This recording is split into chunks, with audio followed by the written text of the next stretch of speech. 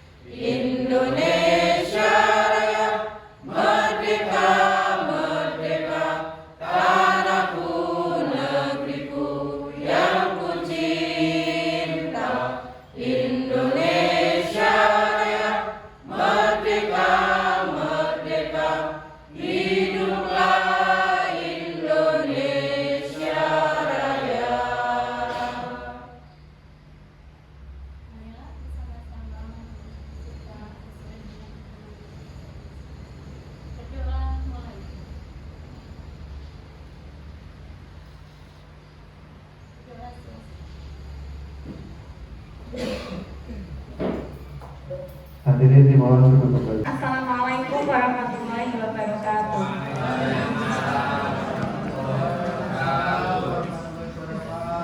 Iya, mohon izin Bapak dan Ibu, kami dari calon guru penggerak angkatan 7 Kabupaten Gerobogan akan menyampaikan diseminasi aksi nyata budaya positif. Jadi di dunia pendidikan ini tuh banyak sekali istilahnya. Kalau dulu itu KKB, sekarang itu ada istilah kelompok belajar, Pak. Kemudian kalau dulu ada istilah sosialisasi, sekarang istilahnya adalah diseminasi. Jadi diseminasi itu apa? Diseminasi adalah sosialisasi. Hampir sama, begitu ke?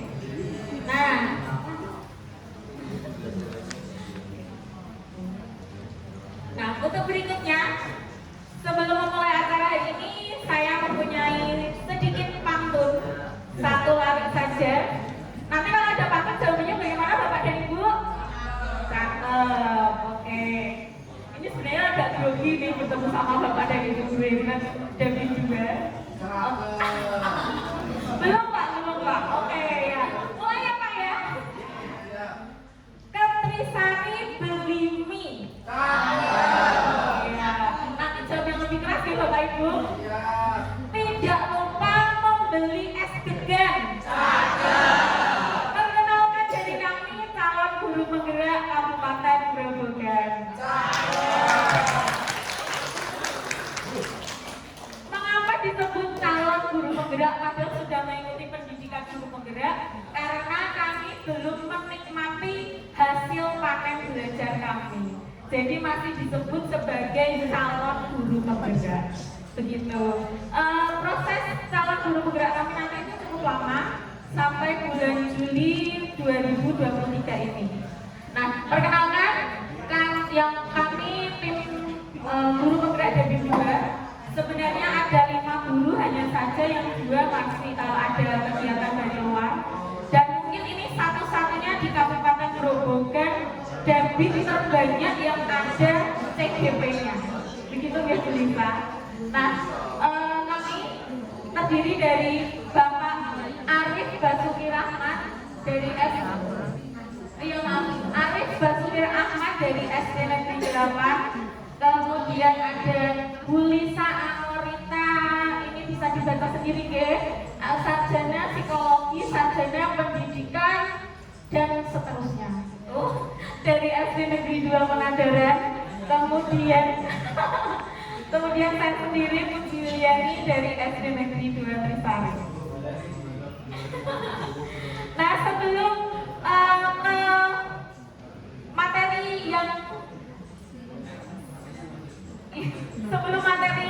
menginjak ke materi yang lain-lain, di situ sudah dibagikan post-it atau sticky note, okay?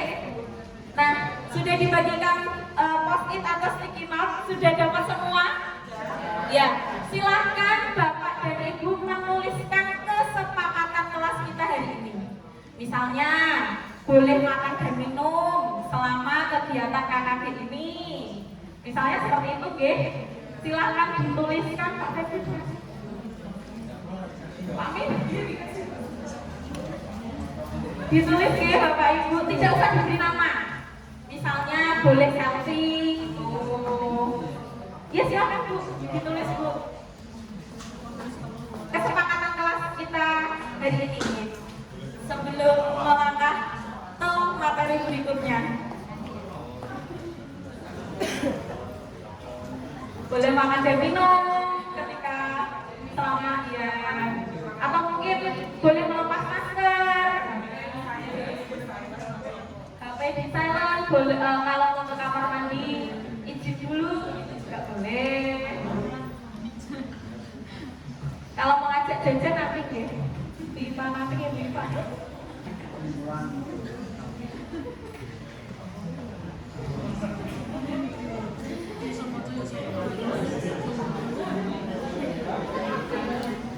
Kalau sudah saya minta ke Bapak Ibu.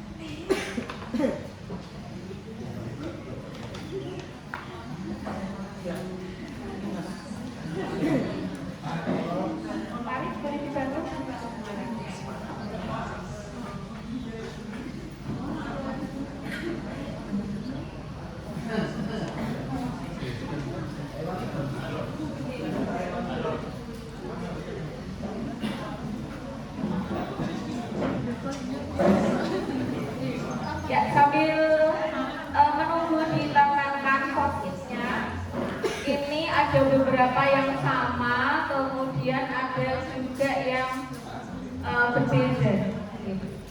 Iya, saya cek beberapa ya yang beda. Ini ada yang menuliskan begini, boleh pulang cepat, selamat atau bapak ibu,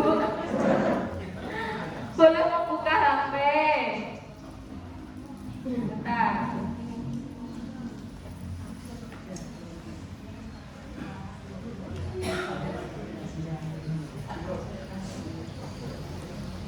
oke.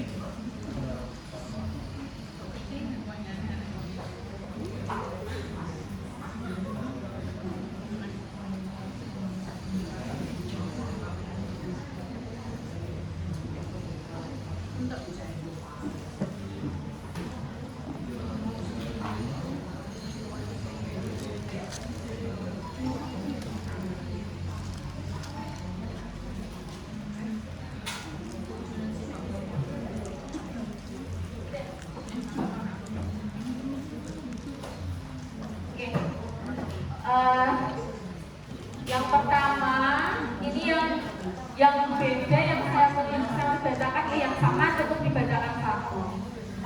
Boleh izin selama KKD berlangsung karena ada kepentingan yang tidak bisa ditinggalkan. Sepakat tidak Bapak Ibu? Sepakat, oke.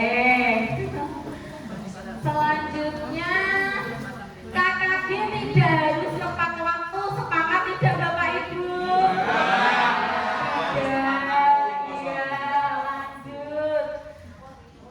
Saat KKD hadir tepat waktu, sepakat tidak Bapak Ibu? Kemudian ketika KKD boleh membuka HP, sepakat tidak Bapak Ibu? Sasi juga. Iya, selanjutnya yang penting tidak HP orang lain deh. Berikutnya boleh makan dan minum, HP dinonaktifkan untuk nada dirinya. Sepakat ya Bapak Ibu?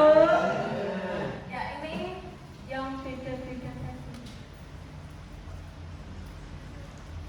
Oh iya ini Bu Lisa. Boleh mendengarkan tapi sama. Boleh mendengarkan dan menyimak materi sambil menikmati snack tentu saja boleh.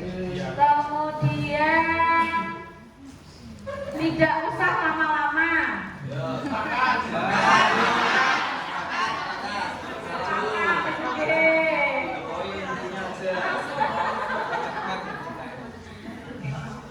Jika mau berangkat, izin terlebih dahulu. Sepakat ya Bapak Ibu? Ya, terima kasih. Iya. Kamar mandi dan sampai delegasi. Yang lainnya, oke. Selanjutnya materi disiplin positif dan biaya. Baik, Assalamualaikum warahmatullahi wabarakatuh.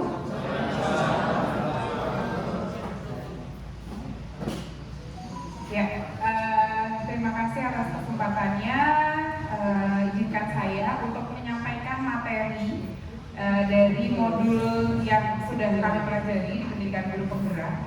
Jadi pada siang hari ini saya menyingkat waktu saja ya, tidak ada SDG, langsung saja.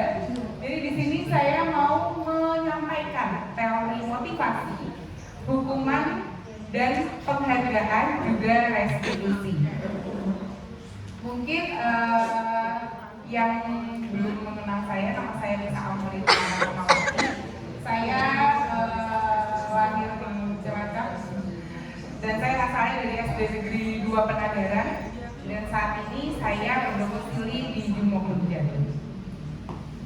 Nah, sebelumnya saya akan menyampaikan, menanyakan kepada Bapak Ibu semua, kira-kira kalau tadi kita bicara tentang motivasi, sebenarnya apa yang membuat siswa datang ke sekolah? Mungkin ada Bapak Ibu yang bisa mewakili menjawab.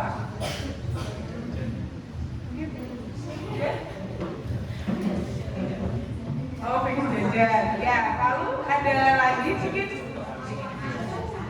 saku ya. Betul, karena kalau mau sekolah kan dapat uang saku ya Bu ya. Baik.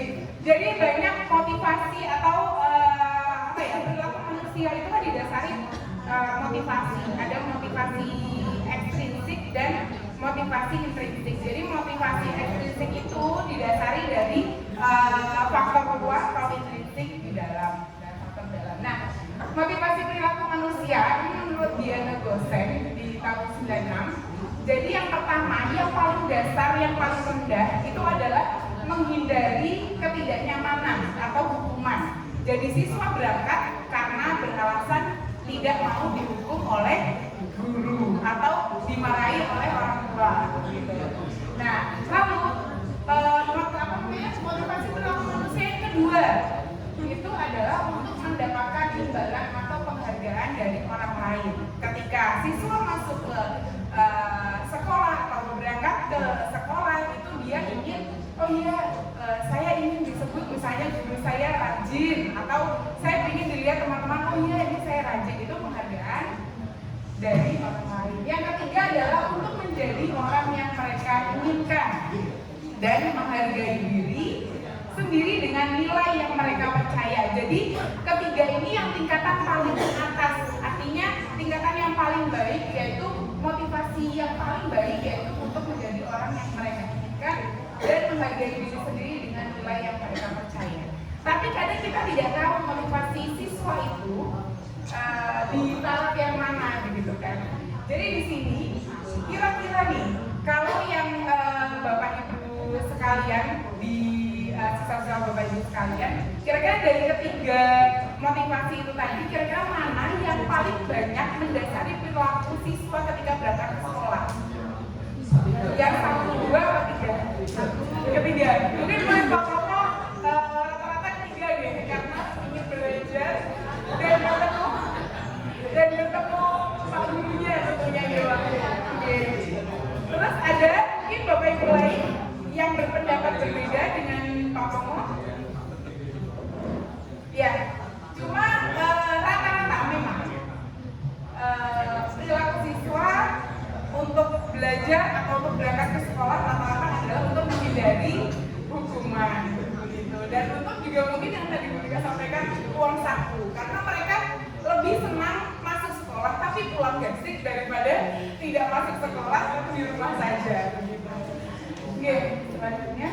Nah, tujuan disiplin positif yang tadi Pak Arif sudah sampaikan, disiplin positif yang tadi itu motivasi yang paling baik dimiliki oleh siswa adalah motivasi intrinsik ketiga, seperti murid-murid Pak Romo tadi yang sudah memiliki motivasi memang mau menghargai diri dan belajar untuk mendapatkan ilmu di sekolah gitu. Mengapa motivasi intrinsik yang ketiga itu yang paling baik adalah yang tadi menghargai diri itu sendiri. Yang pertama adalah dampak jangka panjang, dan yang kedua tidak terpengaruh reward dan punishment atau penghargaan dan hukuman. Jadi kalau yang kita ketahui kan memang di teori perilakunya Thorndike yaitu ada teori behavioristik, mungkin Bapak Ibu juga sudah pernah mendengar bahwa di dalam kegiatan belajar mengajar itu ada reward and punishment. Tapi ternyata reward and punishment itu memang dalam jangka panjang itu ternyata tidak baik. Nah, lalu bagaimana strateginya? Langsung. Nah, di sini ada contoh kasus. Iva kurang menguasai pelajaran matematika, sehingga pada saat pelajaran tersebut berlangsung, dia lebih banyak berdiam diri atau menggambar di buku pelajarannya. Pada saat guru matematikanya, Pak Seno menanyakan pertanyaan, Iva menjadi gugup dan tidak sengaja menjatuhkan tasnya dari kursi, serta tiba-tiba menjadi gagap pada saat berupaya menjawab. Lalu kelas pun tertawa melihat perilaku Iva yang bicara tergagap dan terkejut tersebut. Nah, Pak Seno pada saat itu membiarkan teman-teman Iva menertawakan Iva yang tergagap dan malu luar biasa, dan malah minta Iva untuk maju ke depan dan berdiri di depan kelas sambil menunjuk hidungnya karena tidak bisa menjawab. Mungkin kasusnya yang ini seperti zaman dulu pada saat mungkin Bapak Ibu semua sekolah, ketika terlambat atau tidak menyelesaikan PR, maju ke depan, lalu tangannya ditaruh di telinga, kakinya diangkat. Mungkin Bapak Ibu pernah mengalami masa-masa itu. Nah, kira-kira kasus yang tadi saya sampaikan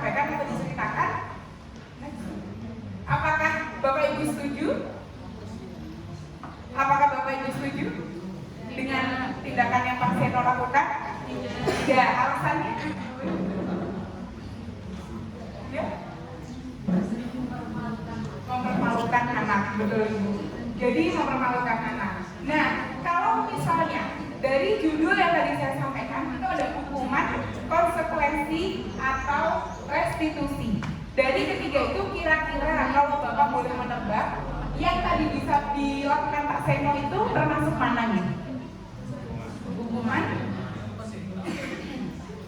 konsekuensi, atau restitusi? Hukuman.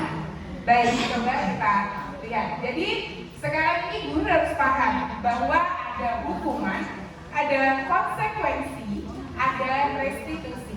Mungkin yang Bapak dan Ibu guru biasa dengar adalah hukuman dan konsekuensi.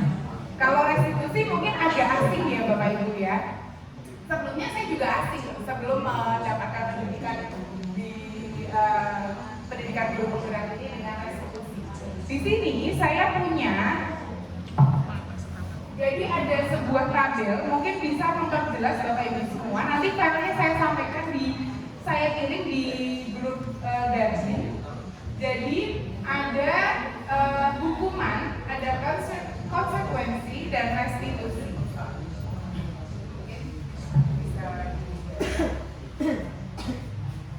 Tidak banyak, tapi nanti saya kirimkan filenya di grup Darjin.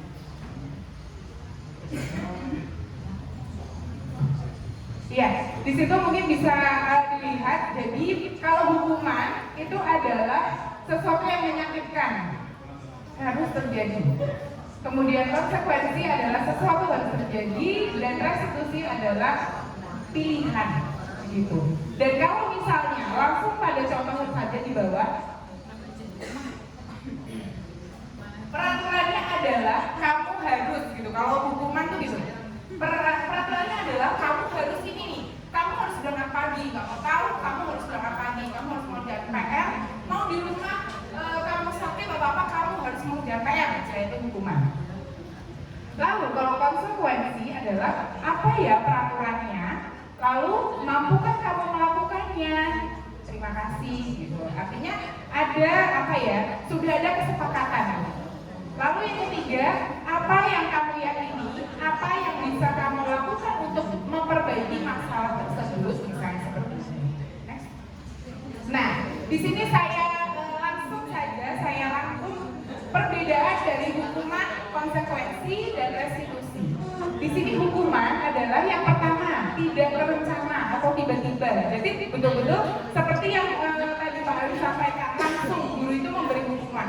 Karena kamu tidak masuk, kamu saya suruh lari 5 keliling lapangan misalnya. Lalu yang kedua, sifatnya satu arah. Jadi guru yang memberi, hanya guru saja. Siswa nggak tahu nih kalau misalnya ternyata pada saat siswa terlambat atau tidak mengerjakan PR, tidak tahu kalau akan ada hukuman yang akan guru berikan. Lalu ketiga adalah tidak melalui kesepakatan. Jadi tidak ada kesepakatan sebelumnya. Lalu keempat adalah sasarannya fisik maupun psikis. Seperti yang tadi dicontohkan di kasus Mas Seno, itu adalah hukumannya secara fisik juga maupun psikis. Nah, sekarang kedua adalah konsekuensi. Konsekuensi itu terencana, sudah disepakati bersama, dan dikondisikan untuk tidak nyaman dalam jangka waktu yang pendek. Jadi dikondisikannya itu dalam jangka waktu yang pendek, bukan dalam jangka waktu yang lama. Kalau hukuman itu membekasnya bisa sampai jangka waktu yang lama, gitu. Selanjutnya adalah restitusi. Nah, restitusi ini apa? Yaitu proses menciptakan kondisi bagi murid untuk memperbaiki kesalahan mereka sehingga mereka bisa kembali pada kelompok mereka dengan karakter yang lebih kuat. Jadi restitusi di sini adalah membuat siswa memahami kesalahannya, meyakini bahwa mereka bisa lebih baik, dan membuatnya kembali kepada kelompok di kelasnya. Misalnya, kalau misalnya hukuman, itu rata-rata siswa yang didukung mau kembali ke teman-teman kelasnya, itu dia malu karena oh ya saya sudah terlalu sering dihukum nih, gitu. Sedangkan restitusi ini membuat mereka itu kembali kepada kelompoknya lagi, jadi mereka diterima lagi di kelompoknya. Nah, restitusi di sini bukan untuk menebus kesalahan, namun belajar dari kesalahan. Yang kedua, memperbaiki hubungan dan menguatkannya. Lalu tawaran bukan paksaan. Dan selanjutnya menuntut untuk melihat ke dalam diri, mencari kebutuhan dasar, fokus pada solusi dan mengembalikan anak pada pokoknya. Ini yang paling penting. Nanti ada sedikit praktek restitusi, nanti dari Mbak Bukti akan disampaikan lebih mendalam tentang restitusi. Karena nanti pada saat tahapan restitusi mungkin Bapak Ibu bisa lebih paham bagaimana kita melakukan restitusi di kelas. Agar ke depannya kita sudah tidak lagi melakukan atau membuat siswa kita hukum cukup beri konsekuensi atau restitusi. Ya, dan di sini saya kutip dari William Glasser. Jadi orang yang bahagia akan mengevaluasi dirinya. Orang yang tidak bahagia akan mengevaluasi orang lain. Jadi dalam teori restitusi itu dia akan mengevaluasi dirinya. Oh iya, semua orang itu pernah salah. Semua orang itu Bapak Ibu guru juga pernah salah. Jadi betul-betul kita membuat siswa menyadari bahwa kesalahan itu umum. Artinya semua orang memang pernah salah. Namun bagaimana kedepannya siswa tersebut meyakini dirinya bahwa dia akan bisa menjadi lebih baik dari yang dilakukannya hari ini. Begitu. Nah, sekarang seperti yang tadi disampaikan, apa dampak reward dan punishment pada anak? Yang saya sampaikan tadi bahwa di teorinya Thorndike itu kan, jadi di teori behavioristik itu kan ada stimulus respon, yang antaranya adalah reward dan punishment. Ternyata itu terlalu, ketika kita melakukannya terus menerus, misalnya kalau misalnya dapat nilai yang bagus, nanti kamu akan mendapat permen misalnya, atau akan mendapat hadiah. Ternyata itu kalau misalnya kita tarik jangka panjangnya itu kurang baik. Yang pertama adalah penghargaan efektif jika kita menginginkan seseorang melakukan sesuatu yang kita inginkan dalam jangka waktu pendek. Jadi reward and punishment itu sangat efektif jika jangka pendek, gitu. Jika kita menggunakan penghargaan lagi dan lagi, maka orang tersebut akan bergantung pada penghargaan yang diberikan.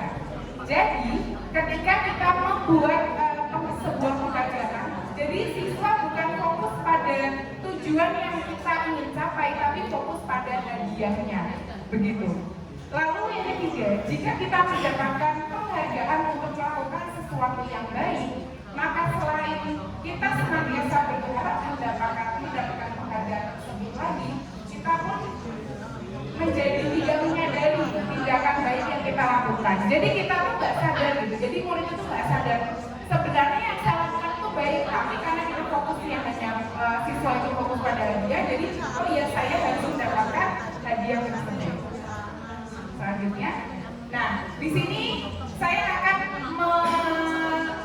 menjabarkan atau menjelaskan tentang 5 kebutuhan dasar manusia. Jadi yang perlu Bapak Ibu ketahui, seluruh tindakan manusia memiliki tujuan tertentu, yakni memenuhi kebutuhan dasarnya. Nah, ini ya Bapak Ibu, jadi ada penguasaan, jadi kasih sayang dan rasa diterima, ada kebutuhan untuk bertahan hidup, kebutuhan kesenangan dan kebutuhan bebas atau sebuah kebebasan. Nah, mengapa guru harus tahu tentang kebutuhan dasar manusia atau kebutuhan dasar anak? Karena ketika tidak terpenuhinya kebutuhan anak, itu pasti dia akan memunculkan perilaku negatif. Dan ketika kebutuhannya itu sudah dipenuhi lengkap, dia akan menunjukkan perilaku positif, begitu. Nah, yang pertama adalah kebutuhan untuk bertahan hidup atau survive. Nah, diantaranya adalah kesehatan, rumah, makanan, rasa aman. Jadi ketika siswa,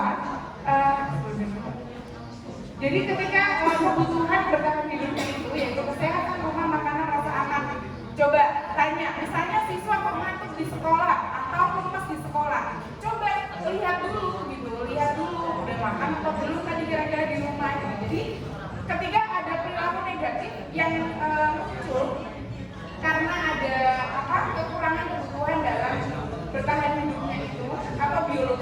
Jadi kebutuhan bertahan hidup itu lebih ke biologis.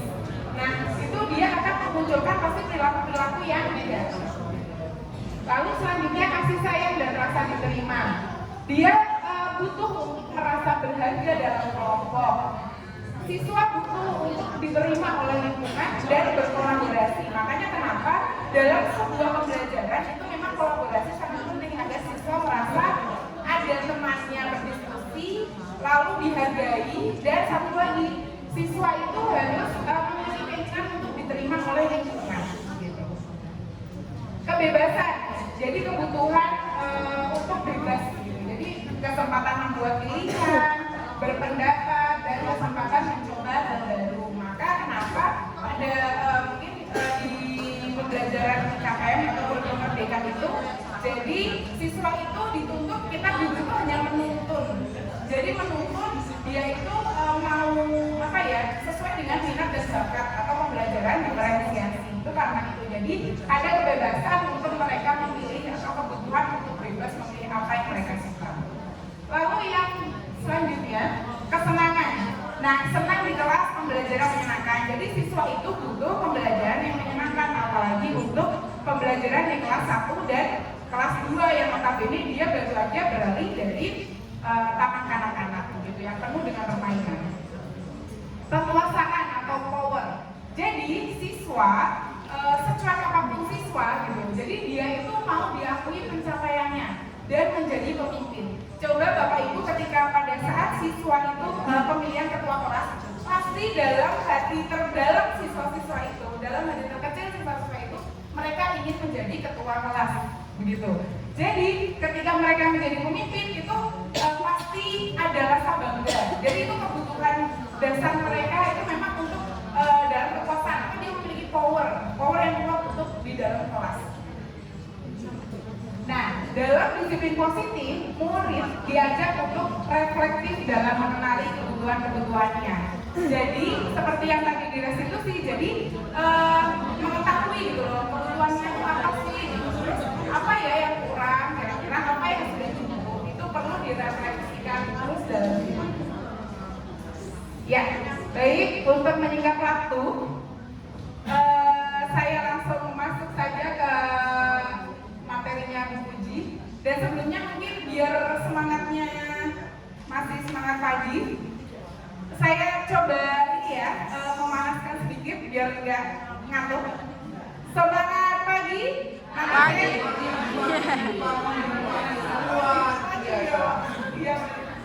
Ya, seperti biasa ya Bapak Ibu, kita baru siap. Semangat pagi luar biasa. Buang ngantuknya, buang gitu ya. Baik Bu, biar nggak ngantuk, ayo semua badannya tegak. Semangat pagi. Luar biasa. Naiknya kurang ini pakainya. Buang ngantuknya, buang. Kayaknya ini ya, panas. Baiklah, nanti mungkin bisa dipanasi oleh Bu Puji, karena nanti kalau jam 12 pasti kita dapat makan siang ini nanti. Baik, sekian dari saya. Wassalamualaikum warahmatullahi wabarakatuh.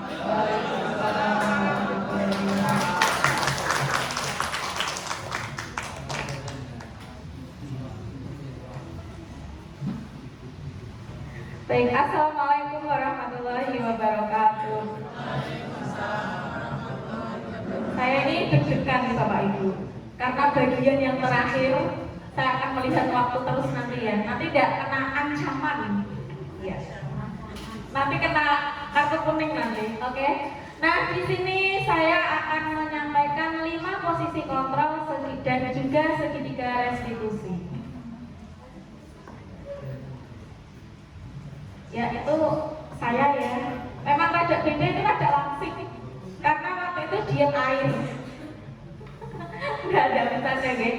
Yang belum mengenal, saya Puji Yuliani, saya lahir di Grobogan tanggal 24 Juli tahun 1990. Saya bekerja di SD Negeri 2 Trisari dan rumah saya di Pranten. Kemudian itu nomor WA dan juga email saya. Lanjut Bu Lisa. Oke, saya tidak akan memberikan ice breaking karena mengingat waktu. Jadi langsung saja 5 posisi kontrol. Ini melalui serangkaian riset dan berdasarkan pada teori kontrol dari Dr. William Glaser, berkesimpulan ada 5 posisi kontrol yang dapat diterapkan oleh guru. Selain guru, orang tua juga bisa menerapkannya dan juga atasan kita atau kepala sekolah. Nah, 5 posisi kontrol tersebut yaitu, next bisa? Ya. Yang pertama itu adalah penghukum. Kemudian yang kedua membuat merasa bersalah. Yang ketiga teman. Yang keempat adalah memantau. Dan yang terakhir adalah manajer. Pasti kita tanpa sadar sudah pernah berada pada posisi tersebut, baik itu posisi penghukum maupun posisi manajer. Ya, posisi penghukum. Nah, seorang guru yang berada pada posisi penghukum itu akan menggunakan hukuman fisik maupun verbal.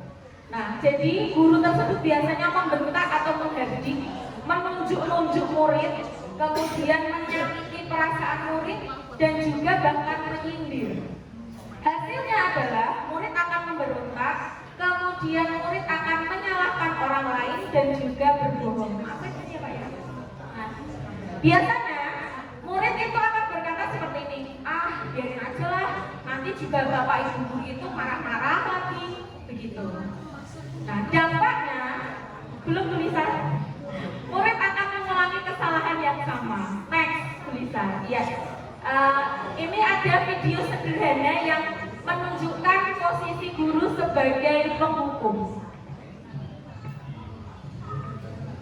Nggak denger ya? Kurang keras ya?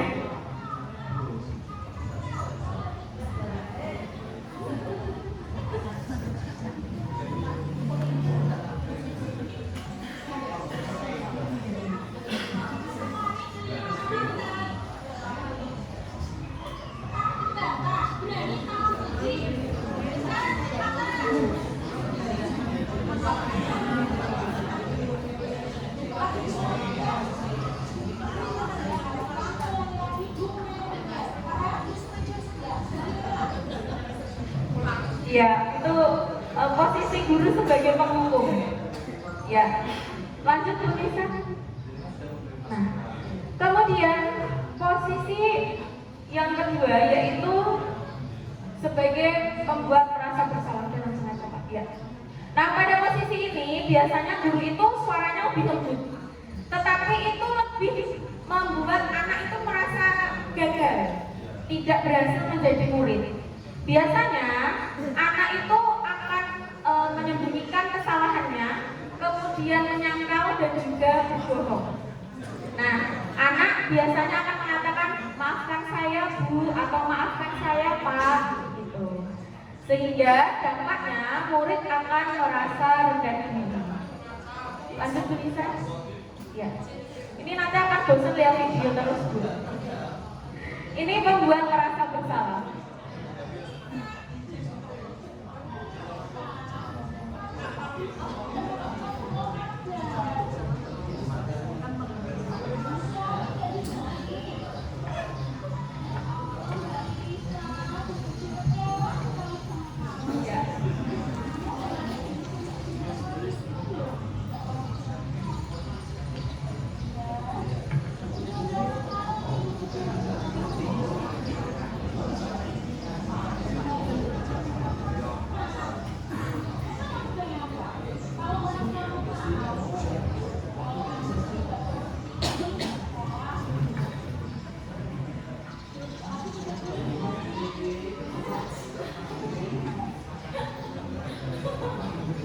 Iya. Jadi itu satu kasus sebenarnya. Ada anak namanya Lisa, ketika Jumat Sehat tidak menggunakan seragam olahraga. Begitu itu kasusnya begitu Pak. Ya. Nah jadi kalau selanjutnya posisi yang ketiga adalah posisi teman. Jadi guru menjadi temannya murid. Nah pada posisi ini sebenarnya ada peningkatan dari posisi penghukum dan juga membuat merasa bersalah.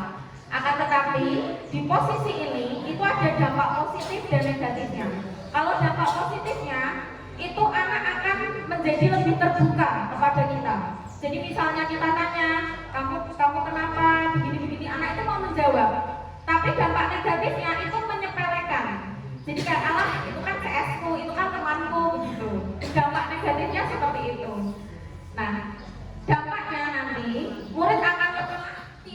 diri dan juga tergantung.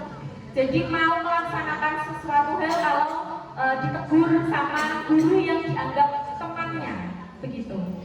Ini langsung tulisan. Ini videonya, jadi ada 5 posisi kontrol, ada 5 video dan kasusnya sama.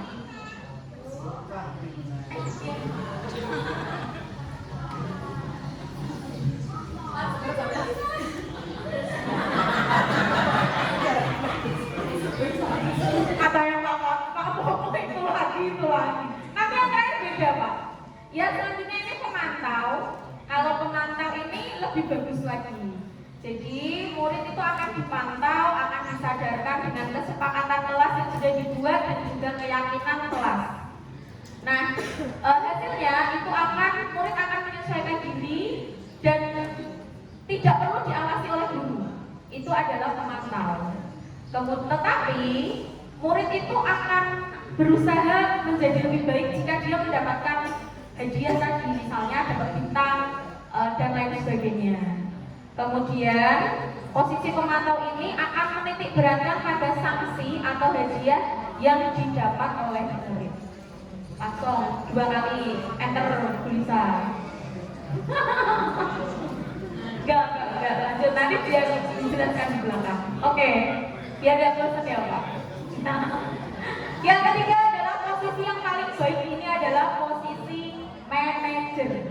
Posisi ini guru berbuat sesuatu bersama dengan murid, mengajak murid untuk diskusi, untuk menyelesaikan masalah tersebut.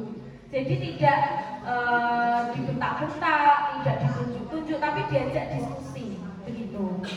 Nah, hasilnya nanti murid akan kuat secara pribadi. Dan dampaknya adalah murid dapat mengevaluasi diri dan juga bisa memperbaiki diri. Ya. Oke, next saja Mbak. Nanti tak jelaskan. Oke. Udah, ya. Jadi pada posisi penghukum itu nanti guru itu lebih membentak-bentak, langsung dikasih hukuman tanpa ditanya. Kamu kok tidak pakai kaos olahraga waktu Jumat sehat, kenapa? Itu tidak ditanya. Jadi langsung diberi hukuman lari seperti tadi. Ketika murid mau menjelaskan itu malah tidak boleh. Itu posisi penghukum. Kemudian pada posisi pembuat merasa bersalah, itu guru biasanya akan berkata begini, ibu kecewa sama kamu, begitu. Padahal ibu mengira kamu itu adalah anak yang disiplin. Terus nanti guru juga berkata seperti ini, coba bayangkan kalau orang tuamu tahu kamu tidak mengerjakan PR atau tidak disiplin, berangkat tidak tepat waktu, bagaimana perasaan orang tuamu? Itu posisi pembuat merasa bersalah. Kalau posisi teman, itu tadi lebih mendekat ke anak. Kalau posisi pemantau, itu ya dipantau oleh bapak dan ibu guru, tapi lebih menjadikan anak untuk tidak gagal. Kalau manajer, ini anak diajak diskusi. Nah, ini langsung aja ya Bu. Ya. Mengingat waktu daripada saya kena kartu kuning. Lanjut Bu. Oke. Selanjutnya adalah segitiga restitusi. Kalau tadi restitusi sudah disampaikan oleh Bu Lisa, ini lebih ke penerapannya. Segitiga restitusi itu ada 3 langkah. Yang pertama yaitu menstabilkan identitas, yang kedua validasi tindakan yang salah, dan yang ketiga adalah menanyakan keyakinan. Next, Bu Lisa. Lagi Bu Lisa. Ya. Menstabilkan identitas itu adalah posisi dasar atau bagian dasar dari segitiga restitusi. Nah, anak yang melanggar peraturan itu biasanya mencari perhatian atau kebutuhan dasar anak tadi tidak terpenuhi.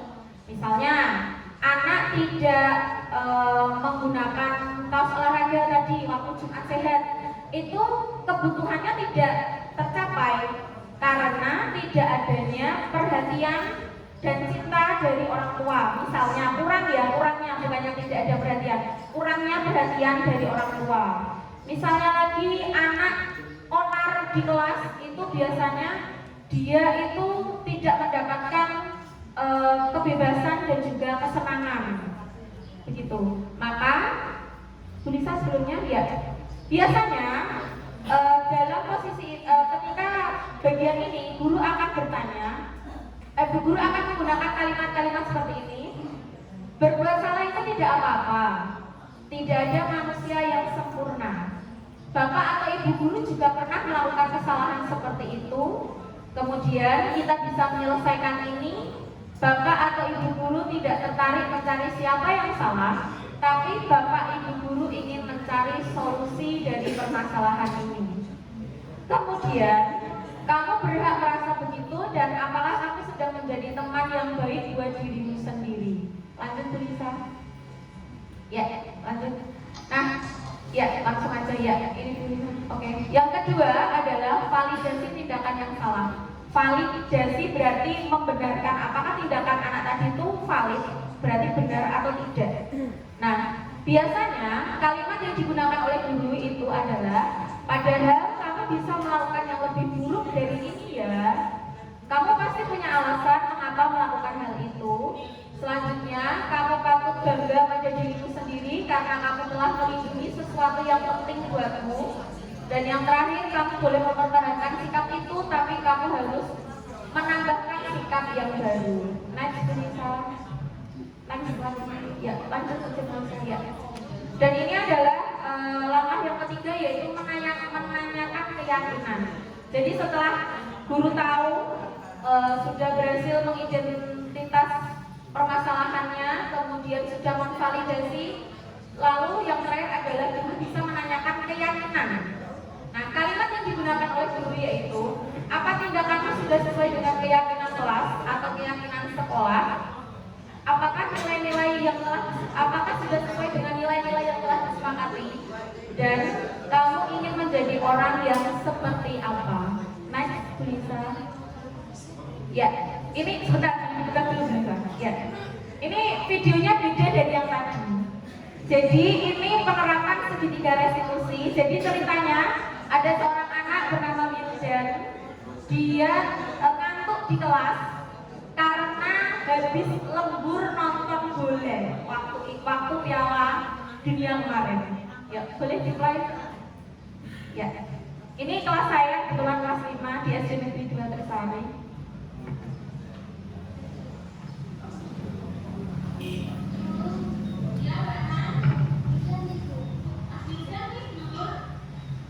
Seperti bisa nggak bisa langsung ke tindakannya?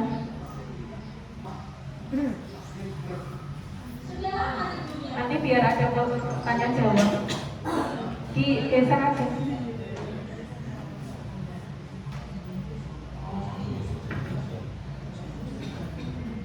Ya, lagi. Ya, ya.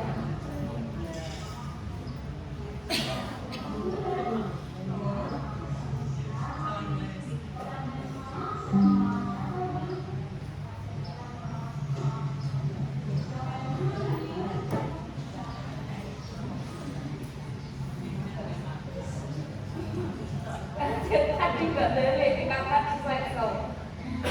Ya, jadi ya sama. Oke, kita aja nggak apa-apa.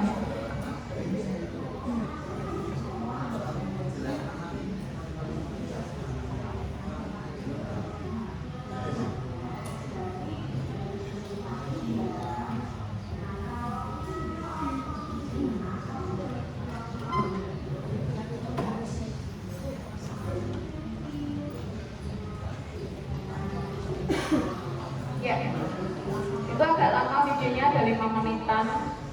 Jadi setelah menemukan masalah atau pelanggaran yang dibuat oleh murid, guru saya itu mengajak Mas Wildan untuk menyelesaikannya dengan segitiga restitusi, penerapan segitiga restitusi. Saya panggil ketika istirahat berlangsung, kemudian saya tanya dulu alasannya kenapa Mas hujan itu tidur di kelas. Setelah itu saya tanyakan apakah tindakannya itu benar atau tidak, dan juga saya tanyakan keyakinan kelas yang sudah disepakati bersama. Intinya seperti itu. Nah, sudah tulisan di slide yang nomor 24 ya. Oke, di slide ya. Nah, jadi jika guru mendapatkan suatu masalah pada murid, guru dapat mencari latar belakang tentang kebutuhan apa yang ingin dicapai oleh anak, sehingga dapat menggunakan posisi kontrol yang tepat untuk menyelesaikan masalah murid dengan menerapkan pendekatan segitiga restitusi. Nah, melalui segitiga restitusi dapat membantu murid untuk menjadi lebih memiliki tujuan, disiplin positif, dan memulihkan dirinya setelah berbuat salah. Penekanannya bukanlah pada bagian berperilaku untuk menyenangkan orang lain atau menghindari ketidaknyamanan, namun tujuannya adalah menjadi orang yang lebih menghargai nilai-nilai kebajikan yang sudah disepakati atau mereka percaya, sehingga menjadikan murid lebih bertanggung jawab dan juga merdeka. Merdeka di sini bukan berarti murid sak karepe dhewe, sak penake dhewe, sak polahe dhewe, bukan ya. Merdeka itu berarti anak bisa menjadi dirinya sendiri, dan guru tetap harus menuntun tingkah laku anak tersebut, bukan menuntut tapi menuntun. Ya, sekian dari saya. Dilanjutkan dengan tanya jawab gitu. Ya. Boleh bertanya tentang materi ini atau mungkin proses dari calon guru penggerak. Soalnya tuh beberapa hari yang lalu, Bisa dan Pak Arif, itu banyak sekali teman-teman guru yang WA saya menanyakan tentang proses calon guru penggerak ini sampai ke belakangnya, begitu. Sebenarnya awal-awal dulu itu saya juga takut kalau menyita waktu, sehingga kerjaan saya, tugas utama saya sebagai guru itu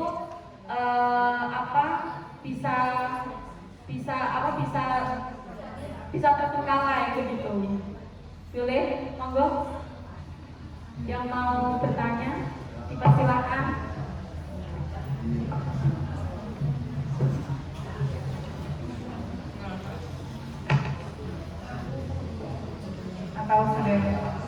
Atau sudah cukup?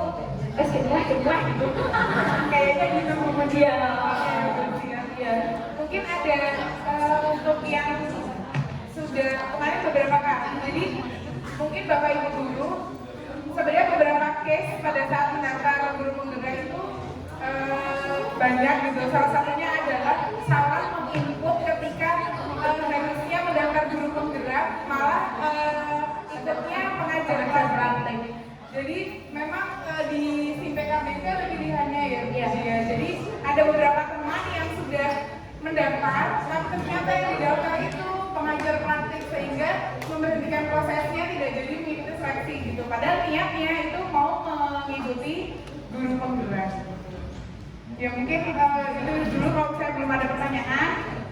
Dan kami menerima jika nantinya Bapak Ibu ada yang ditanyakan mengenai seleksi gerak, mungkin Bapak Ibu bisa bertanya pada kami, monggo ke Pak Arif, ke Bu Puji, atau ke saya, begitu. Sekian. Pak Arif, sudah ya? Sini.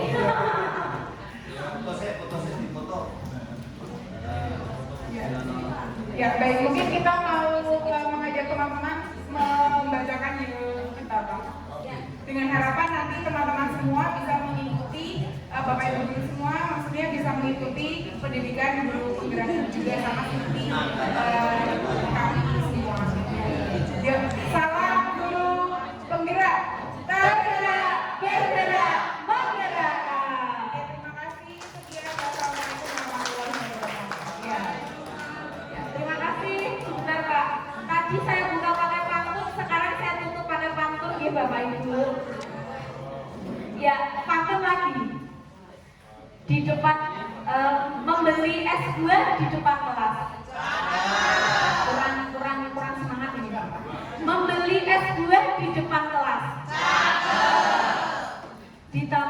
bagian digisolasi? Berhubung sudah mendekati jam 12, sekian dan terima kasih.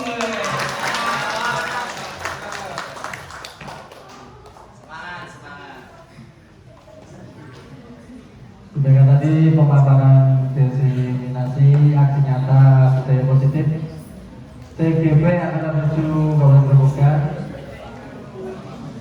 Marilah kita tutup acara KKD dengan bacaan hamdalah bersama. Demikian saya selaku pembawa acara kami mohon maaf. Wassalamualaikum warahmatullahi wabarakatuh. Yang telah akan disampaikan oleh Bapak Arif Basuki Ahmad dari SD Negeri 2, SD Negeri 8. Kami persilahkan.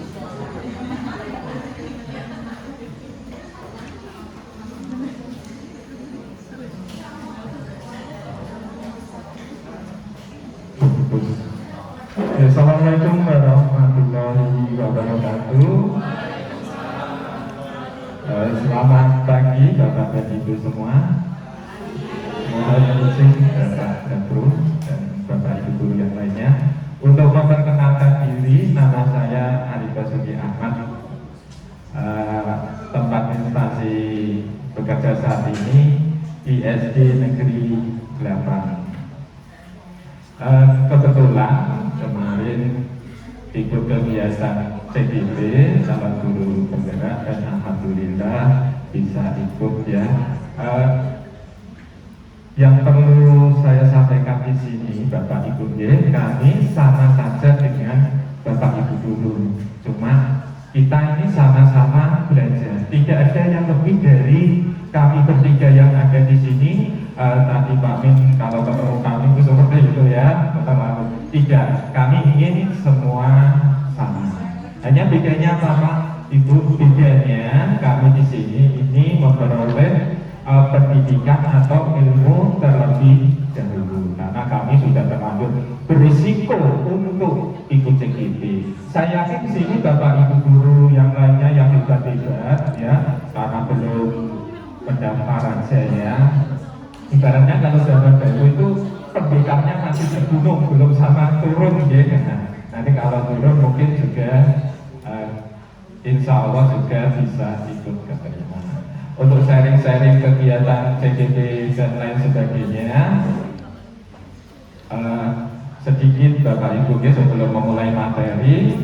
Di sini tertulis diseminasi. Diseminasi itu adalah suatu kegiatan yang ditujukan pada kelompok tertentu agar memperoleh informasi, kemudian dengan sadar dan informasi itu bisa berguna, itu ya.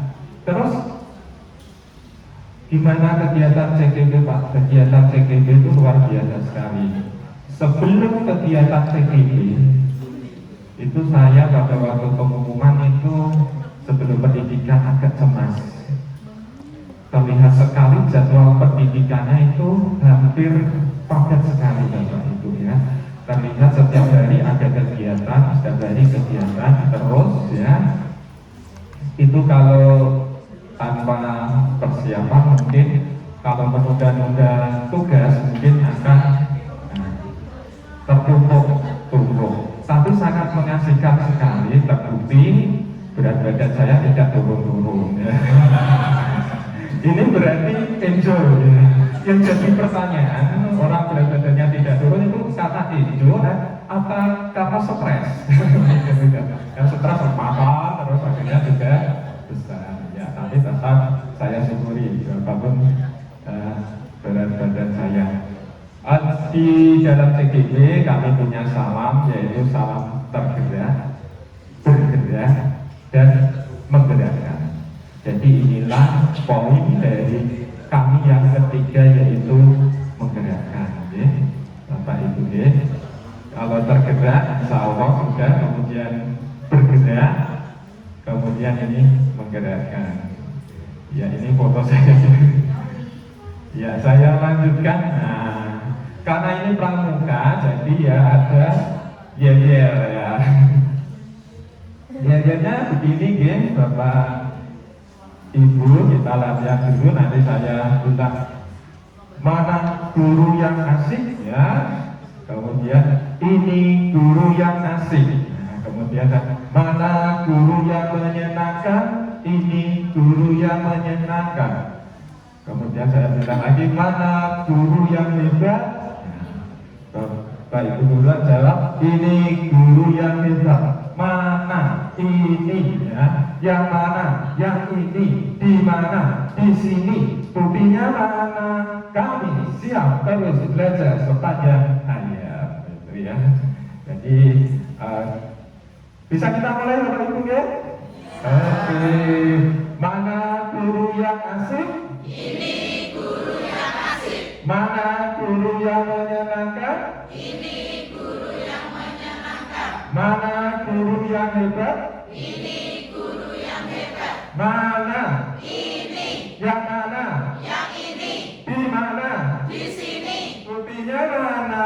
Kami siap terus belajar sepanjang hayat. Oke, aplaus untuk Bapak Ibu kita semuanya ya. Lanjut ke materi ya. Kebetulan kami bertiga ini bagi-bagi materi. Saya yang pertama yaitu mendapat materi disiplin positif. Ya. Disiplin positif ini merupakan bagian dari budaya positif. Bapak Ibu guru mungkin ada yang sudah tahu dalam benaknya apa itu disiplin positif. Kalau tadi sebelum acara dimulai Pak Minato, ayo yang depan nanti akan dapat hadiah dan lain sebagainya. Ini nanti juga akan kita bahas di sini ya. Disiplin positif. Nah, ini ada pertanyaan pemantik ya. Karena biasanya kalau pengajaran di IKM ya, kurikulum merdeka itu sebelum memulai pembelajaran itu biasanya ada pertanyaan yang memantik ya. Karena IKM beda dengan kurikulum sebelumnya. Kalau kurikulum sebelumnya ya K13 mungkin untuk rumus Pythagoras ini ya.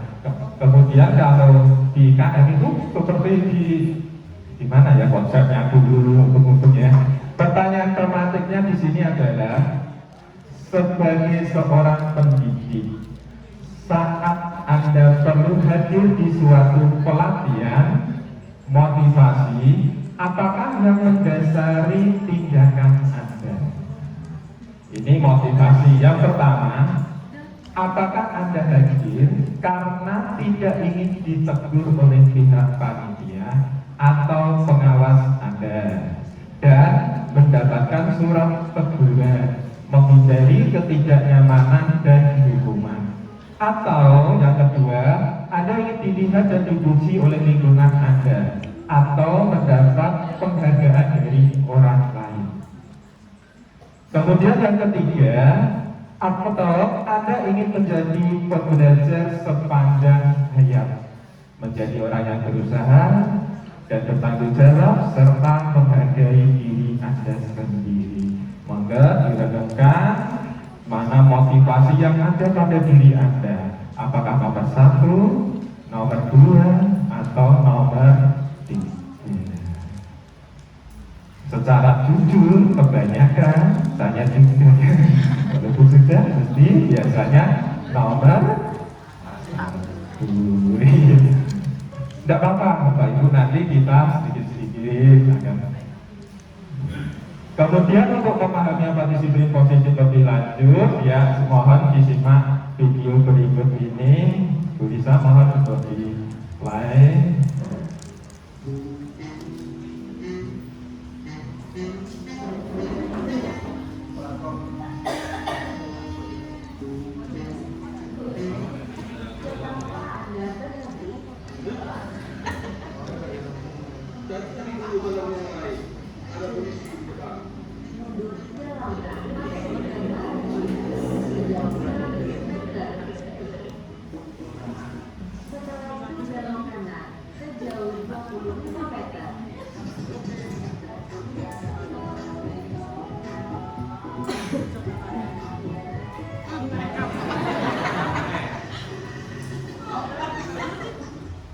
Mengapa Anda berhenti lagi?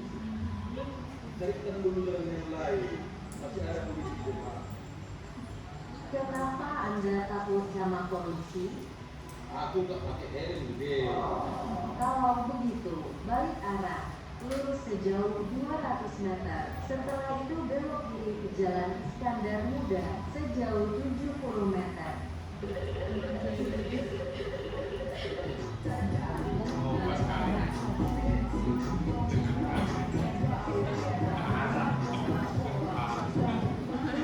Anda berada di sebelah kiri. Anda telah tiba di tujuan.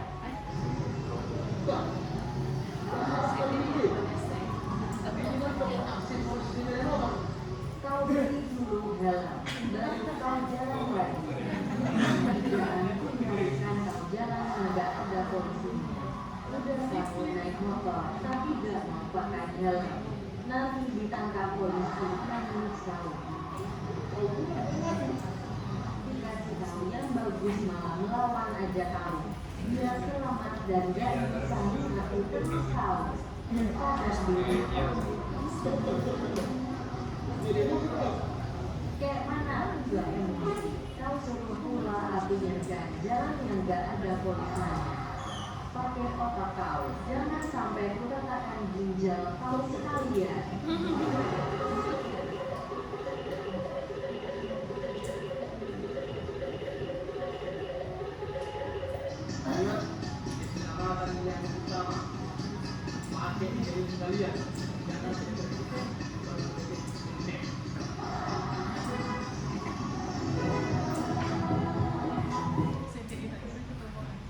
Iya, terima kasih Bapak Ibu. Dari video tadi, ya, mungkin ada yang berani bercerita. Dari video itu diceritakan bahwa seorang pengendara ini tidak memakai helm, kemudian memakai helm takut karena ada polisi. Ya. Dan inilah jadi poin tentang disiplin positif. Ya. Jadi disiplin positif merupakan salah satu cara untuk penerapan disiplin yang bertujuan untuk menumbuhkan kesadaran serta memberdayakan anak untuk melakukan sesuatu tanpa sokongan, ancaman maupun hukuman. Nah, Bapak pendidikan kita, Bapak Ki Hajar Dewantoro ini, di mana ada kemerdekaan, disitulah harus ada disiplin yang kuat. Sungguh pun disiplin itu bersifat self-disiplin, yaitu kita sendiri yang mewajibkan kita dengan sekeras-kerasnya. Tetapi itu sama saja. Sebab jika kita tidak cakap melakukan self-disiplin, wajiblah penguasa lain mendisiplinkan diri kita dan peraturan. Demikianlah itulah harus ada di dalam suasana merdeka. Kira-kira sudah ada gambaran belum apa yang dimaksud dengan disiplin, Bapak Ibu?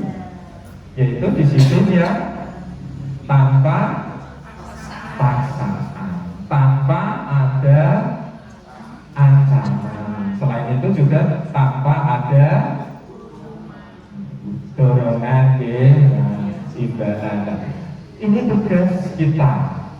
Sebelum kita membimbing putra-putri kita menjadi anak yang disiplin positif, maka seharusnya kitalah yang pertama, ya. Dari situ Diajar menyatakan bahwa untuk mencapai kemerdekaan atau dalam konteks pendidikan, kita saat ini untuk menciptakan murid yang berbeda. Syarat utamanya adalah harus ada disiplin yang kuat, ya. Ini disiplin yang kuat adalah disiplin yang berasal dari dalam diri kita sendiri. Sudahkah Bapak Ibu guru hebat di sini memiliki itu? Sudah belum? Sudah. Berarti luar biasa sekali, ya. Kita berangkat sekolah karena ingin mengajar anak-anak tepat waktu, bukan karena ada bapak kepala sekolah yang siap menunggui di depan pintu gerbang. Saya lanjutkan. Terus apa bedanya disiplin positif dengan disiplin biasa? Yang pertama, disiplin biasa dikendalikan oleh kontrol eksternal kita, seperti dalam video tadi mau pakai helm,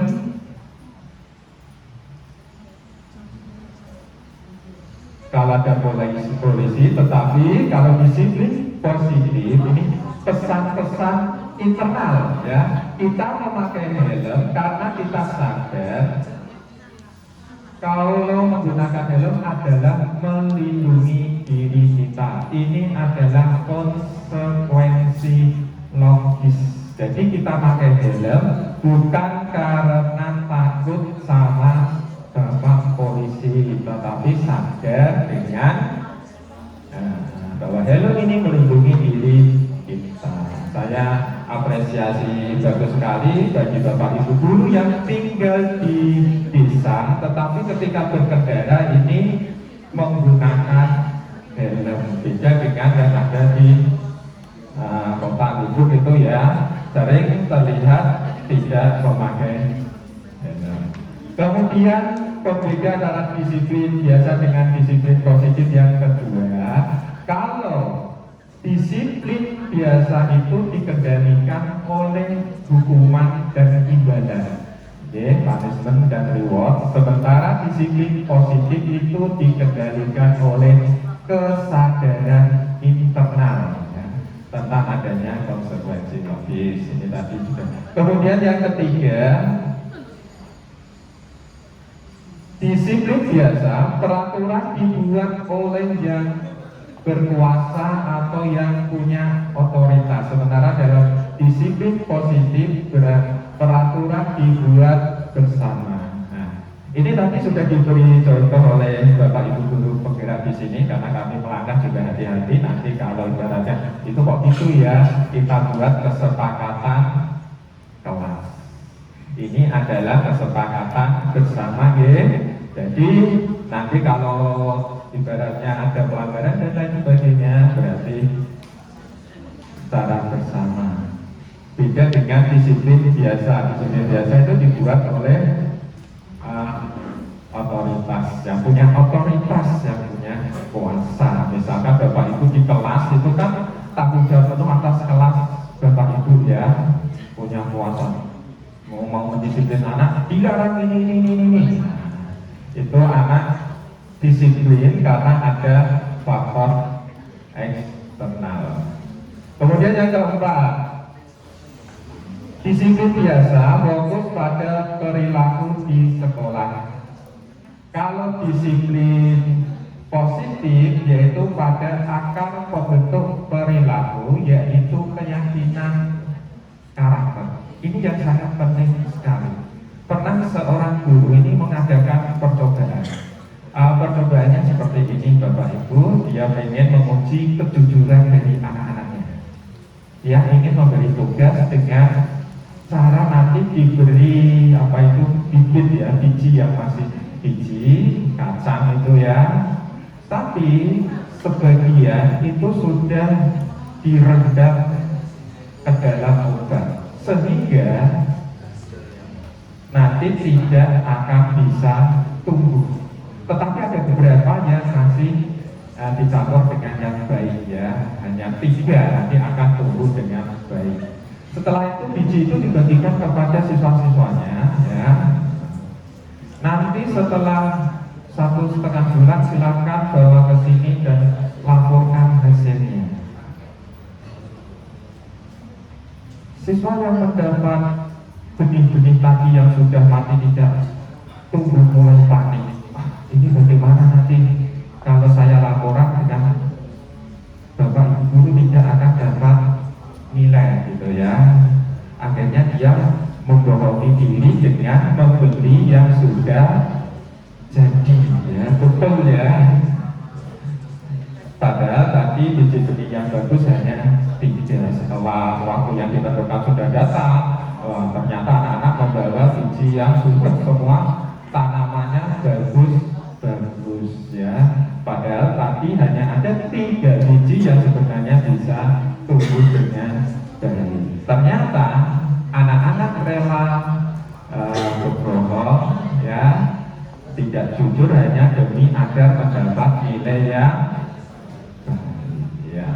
Ini penanaman keyakinan karakter. Kemudian yang kelima, disiplin biasa, ketaatan jangka pendek. Ya. Ketika mereka keluar dari sekolah, mereka kembali menjadi anak yang tidak disiplin. Sementara disiplin positif ini kesadaran jangka panjang. Kenapa kok bisa? Karena yang itu adalah akarnya, bukan sekedar perilakunya. Kebiasaan kita itu kalau di sekolah hanya sekedar perilakunya, tidak ke akarnya. Kemudian saya lanjut, pembeda yang keenam adalah disiplin biasa. Perilaku tidak disiplin dianggap sebagai ancaman yang mengganggu. Kalau disiplin positif ya, ini maksudnya gini loh Bu, kita membimbing anak itu bagaimana? Kalau kita menemukan anak yang tidak disiplin, ini dianggap sebagai ancaman yang mengganggu. Tetapi kalau disiplin positif, ini adalah dianggap ya, kalau anak tidak disiplin dianggap sebagai kesempatan untuk mengajarkan karakter. Kita sering marah, sering jengkel ya, sering terdengar di sekolah bapak guru mungkin bujang telat terus bolesan ya, tanpa tahu apa ya alasannya. Kemudian yang ketujuh ini disiplin biasa ini ya, guru adalah sebagai polisi atau hakim yang menghukum dan menghukumi. Misalnya ada anak yang sering terlambat, kita tiba-tiba tanpa tahu sudah menjustis, menghukum. Kenapa kamu terlambat? Cukup, ayo lari dan lain sebagainya. Sedangkan disiplin positif ini, guru atau pendidik adalah detektif yang terus berusaha memahami akar masalah dan mencoba memperbaiki dan memberi solusi pada akar tersebut. Bagi Bapak Ibu guru IKN ya, kalau saya kemarin di kelas 4, saya sempat berkunjung ke rumah wali murid satu persatu. Waktunya dari mana untuk visit? Hanya sekedar untuk ngobrol, anak ini gimana, kenapa, kelemahannya apa. Oh ternyata dia kurang kasih sayang karena bapak ibunya sering kerja keluar kota ya, kalau pulang sudah malam, berangkatnya pagi ya, sehingga tidak. Ini dia sebagai penghukum ataukah sebagai detektif ya. Ini ada video lagi, silahkan dicermati dan ini adalah anak yang sering terlambat, tetapi bapak gurunya sebagai penghukum langsung menghakimi.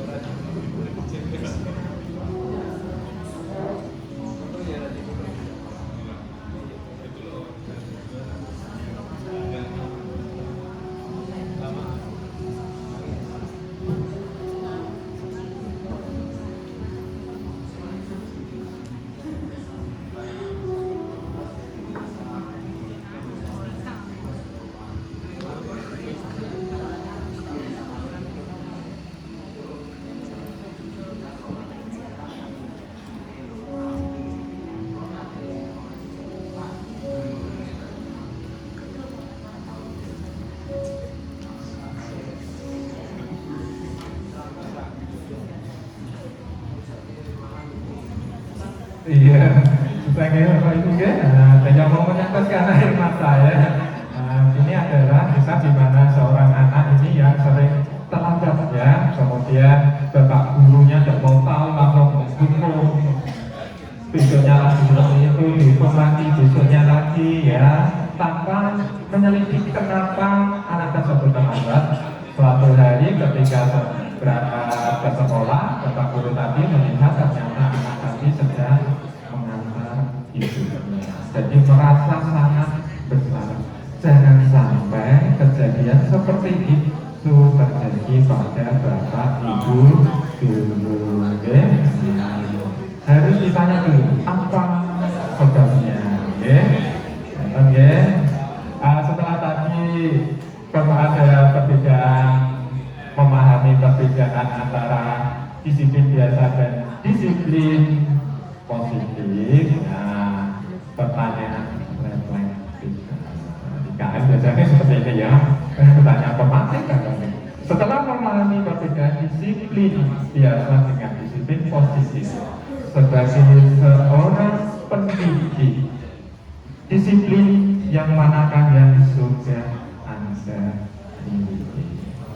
Apakah disiplin biasa atau disiplin yang positif?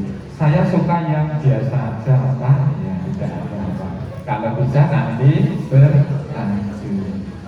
Sebenarnya kami dalam guru penggerak ini selalu ditekankan bahwa kita ini sebagai guru itu adalah murid, dan murid.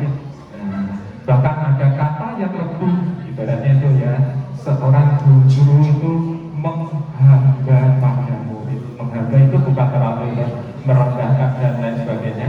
Artinya ketika kita sudah berada di sekolah, kita curahkan semua perhatian kita kepada anak didik kita. Jangan bawa permasalahan keluarga ke sekolah. Ada dulu yang datang masuk cemberut terus ya, muridnya baru masuk jadi kena orang mati tuh guru ini lagi soalnya sekarang kan jangan sampai itu berbawa ya. Oke, itu untuk sesi saya yang pertama, karena saya tadi sudah diwati-wati tidak usah terlalu lama gitu ya. Oke. Kita lanjut dengan yang kedua, yaitu keyakinan kelas. Nah, keyakinan kelas ya.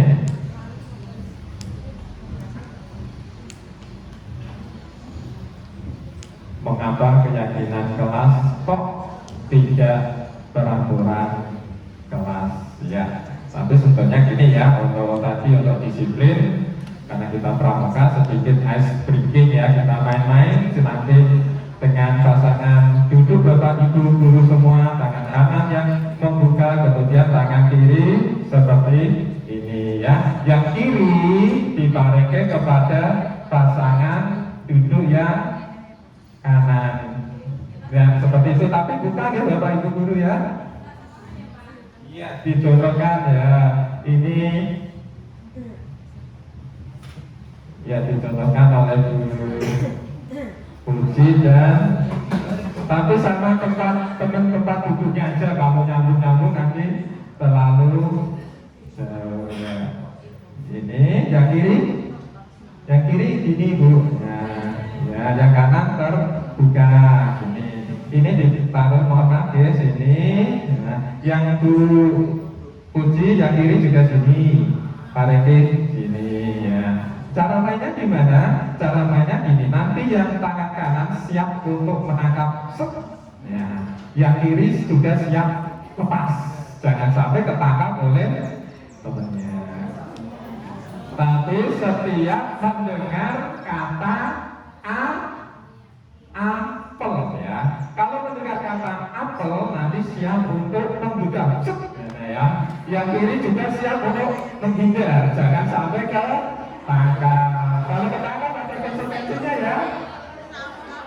Hukumannya nanti di nyanyi. Kita nggak boleh ngasih hukum. Ya, sambung saya ibu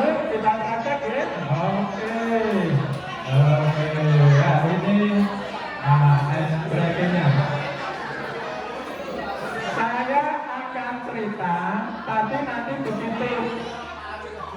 begitu mendengar kata apa?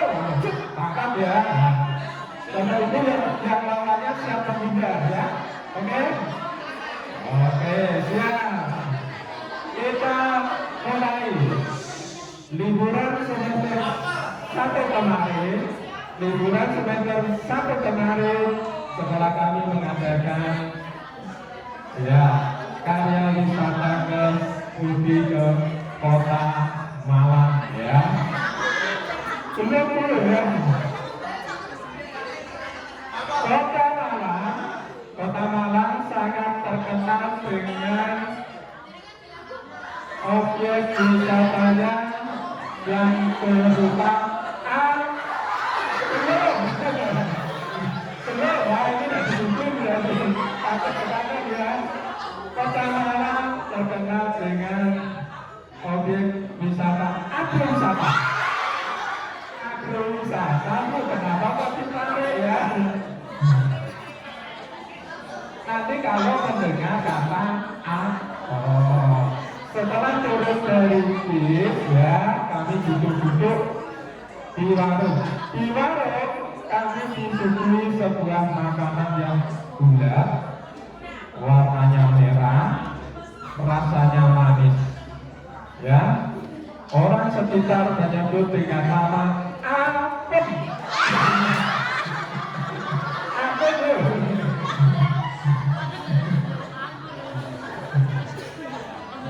Setelah makan apem dengan puas, kemudian kami pesan jus untuk diminum. Ya, teman saya memesan jus alpukat. Sedangkan ya, saya sendiri lebih tertarik untuk memesan jus apel. Ayo siapa yang tangkap? Ya terima kasih sudah. Oke. Ya itu hanya sekedar untuk mencairkan suasana yang mungkin ya tidak terlalu tegang, nanti bisa diperagakan sama anak-anak ya. Kalau anak-anak biasanya ributnya mereka menarik tangan sebelum mendengar kata sebenarnya. Nah, ini pelatih kedisiplinan. Kemudian dilanjutkan ya Bapak Ibu, mengapa keyakinan kelas kok tidak peraturan kelas? Ya. Nanti biar tahu apa bedanya peraturan kelas ya. Kemudian ya sebelum keyakinan ada kesepakatan ya. Perbedaannya ini dari proses pembuatannya. Kalau peraturan ini bisa kapan saja sesuai dengan kejadian yang maunya si pembuat. Kalau di kelas yang buat siapa? Berarti Bapak Ibu guru ya. Kalau keyakinan ini dibuat pada hari pertama, jam pertama di tahun ajaran baru. Sudahkah Bapak Ibu membuat kesepakatan kelas dengan anak didik di kelas? Atau peraturan? Kalau peraturan nanti kita seperti otoriter ya. Tapi kalau kesepakatan tidak. Kemudian jumlahnya kalau peraturan banyak poin, kalau keyakinan hanya 5 poin. Kemudian kata-kata yang digunakan, kalau peraturan lebih ke kata-kata negatif, larangan, seperti jangan, dilarang dan lain sebagainya. Kalau keyakinan menggunakan kata positif dan fokus pada ya. Kemudian suasana yang dibuat. Ini kadang dalam suasana emosi karena ada kejadian tertentu peraturan itu. Misalkan anak secara tidak sengaja memecahkan apa ya, misalnya barang yang ada di lemari pecah, kemudian Bapak Ibu guru langsung dilarang bermain dekat almari. Itu termasuk peraturan Bapak Ibu. Kemudian kalau keyakinan ini dibuat dalam nuansa keakraban dan niat baik dulu untuk menjadikan kelasnya sebagai ya, berguna untuk membuat. Kalau peraturan ini membuat kapok ya, kalau keyakinan membuat siswa sadar ya. Siapa yang membuat? Kalau peraturan ini adalah bisa sekolah, kalau itu peraturan sekolah, bisa guru kalau itu kelas, kemudian kalau keyakinan ini bersama-sama guru dan murid. Ini saya sebutkan ya Bapak Ibu. Ya, ini yang lainnya sifat penerapan memaksa secara halus, ya. Kemudian lingkup penerapannya sekolah dan lain sebagainya. Contoh peraturan dengan keyakinan kelas. Peraturan kembalikan barang ke tempatnya. Keyakinan kelas cukup mudah, bertanggung jawab. Peraturan dilarang mengganggu orang lain. Kemudian kalau keyakinan saling menghormati, hadir di sekolah 15 menit. Nah, kalau keyakinan menghormati orang lain atau bisa dimengerti kan? Kemudian saya lanjutkan. Ya, keyakinan yaitu nilai kebajikan di contoh prinsip universal yang disepakati secara bersama. Pembentukan keyakinan kelas satu bersifat lebih abstrak, kemudian berupaya ini lebih universal, dibuat dalam bentuk positif, tapi tidak ada penggunaan kata larangan dan jangan dan diterapkan di lingkungan kelas. Ya.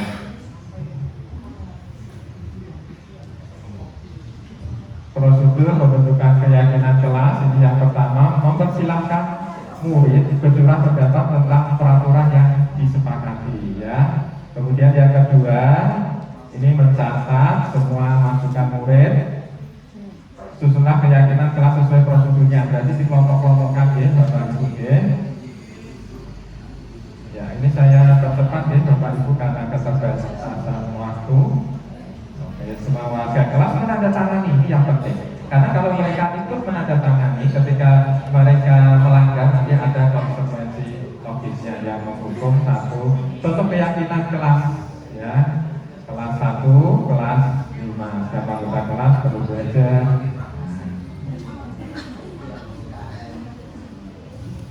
Ya, itu kan Bapak Ibu guru yang hebat semua karena keterbatasan waktu, jadi saya meringkas. Jadi untuk pesan Bapak Ibu guru, jangan jadi guru yang M4B. M4B itu apa? Yang pertama adalah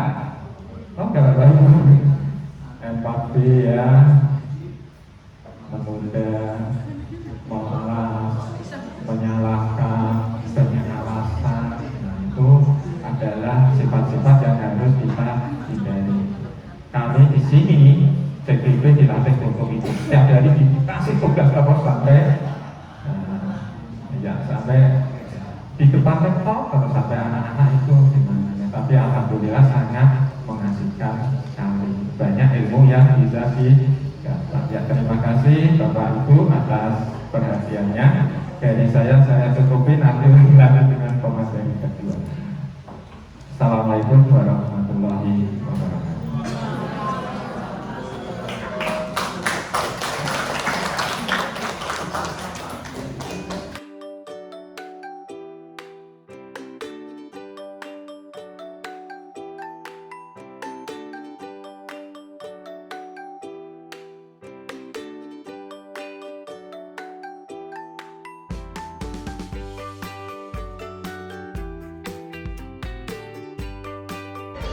Assalamualaikum warahmatullahi wabarakatuh. Saya Gardina, peserta KKG Dapin 2, akan memberikan sedikit testimoni tentang diseminasi budaya positif yang telah dilakukan oleh teman saya, CGP Angkatan 7. Saya berdasarkan pengalaman saya menjadi lebih mendapatkan pengalaman baru ya tentang keyakinan kelas, budaya positif, dan juga kesepakatan kelas. Nah, ini bisa diterapkan di pembelajaran yang kita lakukan di kelas. Sangat bagus, semoga memberikan pengalaman baru juga buat Bapak dan Ibu guru di tempat yang lainnya. Begitu yang bisa saya sampaikan. Saya akhiri. Wassalamualaikum warahmatullahi wabarakatuh.